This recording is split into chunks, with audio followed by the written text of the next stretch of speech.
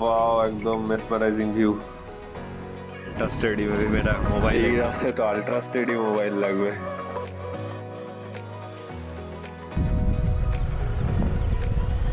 চলো left turn নেওয়া যাক কাজলডোবায় হল্ট করে।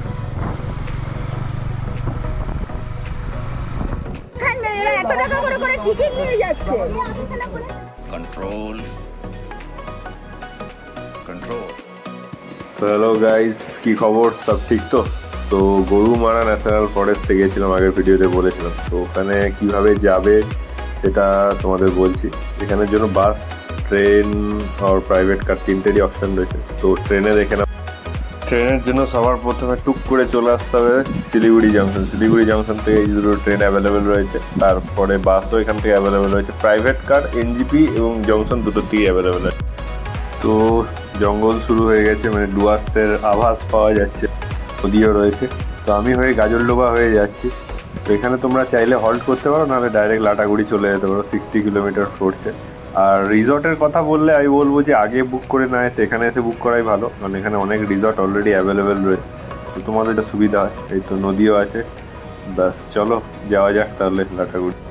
এখানে আগে মেক মাই ট্রিপে করে এলে বা অন্য অ্যাপে করে এলে ভাড়াটা বেশি পড়বে, এখানে ডিসকাউন্ট পাওয়ার চান্স থাকে। আর প্রাইভেট কারে করে আসতে চাইলে 2500 থেকে 2600 পড়ে। এটা ডিপেন্ড করে সিজন ওয়াইজ। আর বাস ট্রেন তো রয়েছে যেটা বললাম। তো দেখো তোমাদের সুবিধা অনুযায়ী যেটা হবে। যাওয়ার পথে এখানে হল্ট করলে অল্প নৌকা বিহার, অল্প ব্যারেজটা ঘুরেও দেখে যেতে পারো, ভালো লাগবে।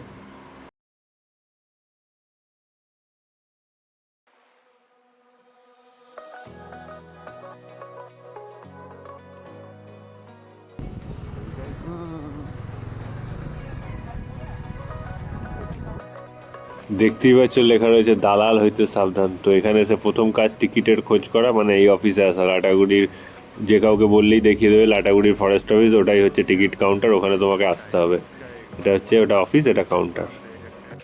তো এটার স্ক্রিনশট নিয়ে নিতে পারো। টাকা কত লাগছে? 1650 প্রায় প্লাস 350। তো অলমোস্ট 2000-এর কাছে। এই তিনটে শিফটে 6টা 9টা আর 4টের। তো এই তিনটে শিফটে আছে, তোমরা যেটা ভালো হয়। দুটোই সকালেরটা ভালো, নাহলে দুপুরেরটাই যেতে পারো।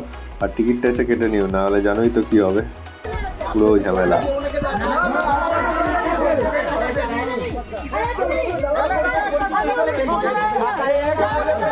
देखा आपने लापरवाही का नतीजा है। তো ওভারঅল এক্সপিরিয়েন্স খুবই ভালো। একটা জঙ্গলের মধ্যে, রাস্তার মধ্যে দিয়ে গাছ ঘেরা মধ্যে একটা দারুণ লাগবে। বিকালে একটা দারুণ বিকালের সময় কাটবে। আর ডুয়ার্সে এলে এই জঙ্গল সাফারিটা অবভিয়াসলি করো, খুবই ভালো লাগবে আমার মতে।